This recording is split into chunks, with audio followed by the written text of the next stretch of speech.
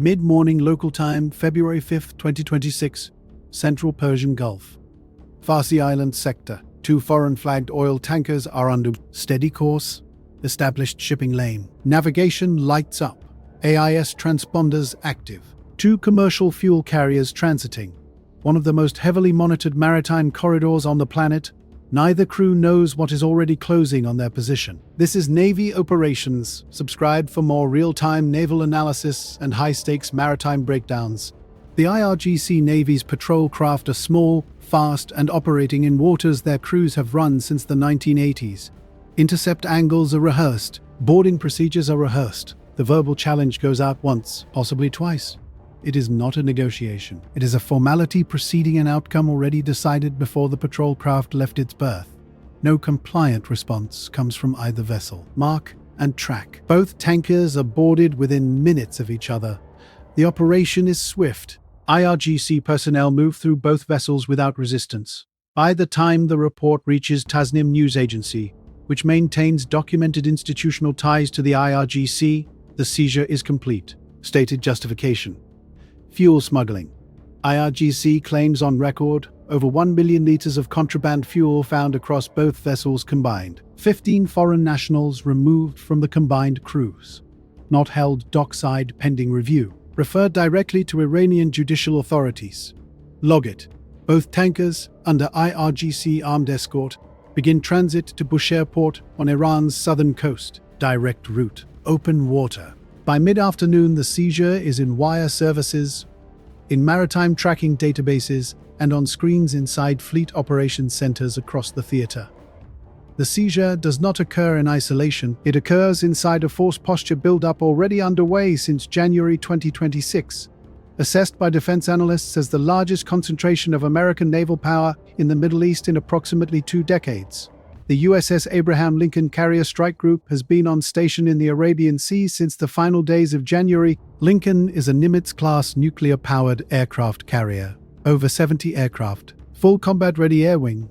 Her strike group includes guided missile destroyers USS Spruance and USS Pinckney, both Arleigh Burke-class platforms, both forward deployed from San Diego, both running continuous combat systems readiness, combined sensor reach, combined magazine depth. Sustained sortie generation capacity. These are the operational facts every IRGC commander in the region calculates when developing a course of action. Lincoln is not the only asset in motion. USS Gerald R. Ford, lead ship of the Navy's newest carrier class, is assessed based on naval tracking data and available reporting to be moving toward the theater. Ford carries electromagnetic aircraft launch system, advanced arresting gear, dual-band radar, higher sortie generation rate under sustained operations. Naval tracking data places Ford near Suda Bay, Greece in the final week of February. She has orders. She has a destination. When 2 carrier strike groups converge on the same theater, the operational picture changes completely. More aircraft aloft at any given time. More surface contact. More interdiction tracks running in parallel. Decision cycles compress across all actors simultaneously. Every watch rotation on every ship in theater runs the same probability assessment. Not whether something happens, but where it starts, and who makes the first move that cannot be walked back. February 5th produces part of that answer. Farsi Island sits at approximately 27 degrees north, 52 degrees east. Geographic center of the Persian Gulf. Roughly equidistant between the Iranian coast and the eastern shore of the Arabian Peninsula. For the IRGC Navy, it functions as a forward node, a watch position, a logistics point, a staging area for fast attack craft that can close on shipping lanes before a distant headquarters finishes routing a warning message. Its value is geometry.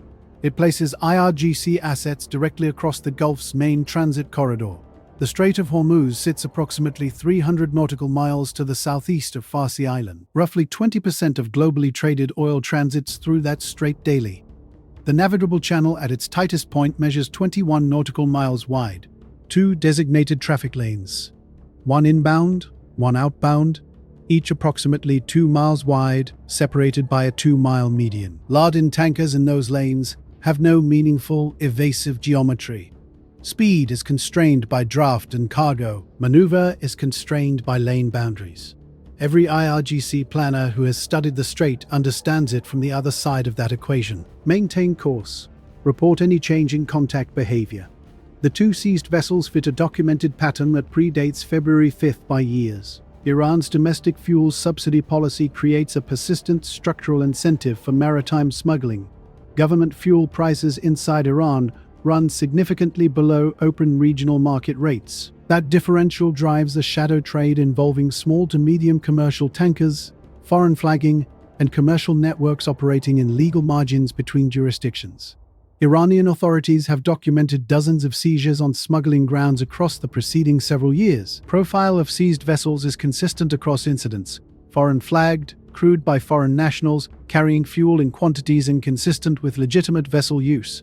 In the February 5th case, IRGC claims indicate over 1 million liters combined across both vessels. One vessel connected to a related reported incident in proximity is identified in coverage as Marshall Islands flagged.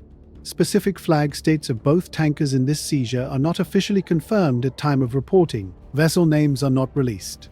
Consistent with the documented pattern in prior IRGC interdiction cases. 15 sailors on a commercial cargo route at dawn on February 5th in Iranian judicial custody by nightfall. Nationalities not disclosed. Transfer facility not confirmed in available reporting. The documented record of prior IRGC maritime detentions establishes the pattern without ambiguity. Entry into the Iranian judicial system does not produce rapid resolution.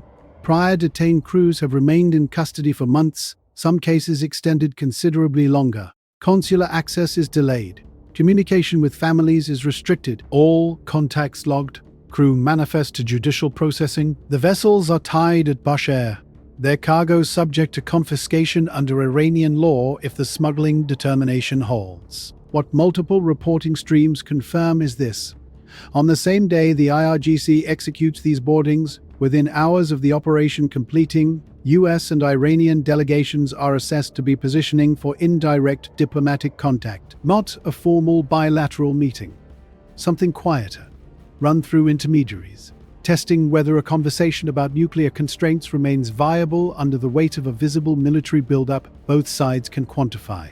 The IRGC moves anyway, whether that decision was made at the highest levels of Iranian government leadership or by a regional IRGC Navy commander acting within pre-authorized standing authority, is assessed as unclear. The IRGC does not consistently synchronize operational moves with the Foreign Ministry before execution.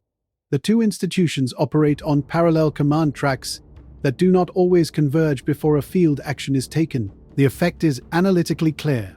A calibrated pressure point applied at the precise moment a diplomatic channel is opening. The IRGC operates on its own schedule irrespective of what is occurring at the diplomatic table. That is the operational signal the timing of the seizure transmits, whether or not it is the intended message. The response from Washington is documented in available reporting. Lincoln's strike group does not maneuver to intercept. No increase in carrier air wing sortie rates specifically tied to the tanker seizure is reported. The diplomatic track does not immediately collapse. The build-up continues without pause. Pentagon reporting in the days following confirms the assembly of a posture analysts characterize as the largest force of American warships and combat aircraft in the Middle East in approximately 2 decades. Confirmed or reported assets: 2 carrier strike groups, multiple Arleigh Burke-class guided missile destroyers, land-based air defense systems, stealth fighter deployments to regional installations, over 40 strike-capable aircraft assessed aboard ships in theater, over 90 additional strike-capable aircraft at land bases across the region, deliberate restraint maintained under direct provocation, with an overwhelming deterrent posture already visible, is not passivity. It is a posture signal. A posture does not change because of what happened near Farsi Island that morning. On the same day as the seizure, IRGC-linked officials issue a statement through Iranian state media referencing the possibility of extreme violence at the Strait of Hormuz if military escalation continues. The wording is translated and reported across multiple outlets, references the possibility of a massacre at the strait. No confirmed operational order is tied to the statement. No specific military movement is associated with it at time of reporting. It is assessed as calculated rhetorical signaling for simultaneous domestic and international consumption. It is noted, it is logged, it is not dismissed. The pattern extends back further than February 5th, December 2025. A foreign tanker carrying 6 million liters of diesel seized by Iranian authorities in the Gulf of Oman. A separate Marshall Islands flagged vessel intercepted in a reported incident linked to IRGC activity near the Strait of Hormuz. February 5th is not an isolated event. It is the next marker in a documented operational sequence. Seizures, capability demonstrations, statements referencing choke points, followed by intervals of reduced visible activity before the next action. Sequences have a next data point. Track all contacts south of Farsi. Update posture report. The vessels remain at Bushehr. 15 crew members remain in judicial custody. Lincoln remains on station. Ford continues its transit. The diplomatic channel remains open under conditions measurably harder than they were at dawn on February 5th. The hour immediately following an incident of this type carries the highest assessed escalation risk, not because decisions have been made, but because decisions are still forming across multiple actors simultaneously.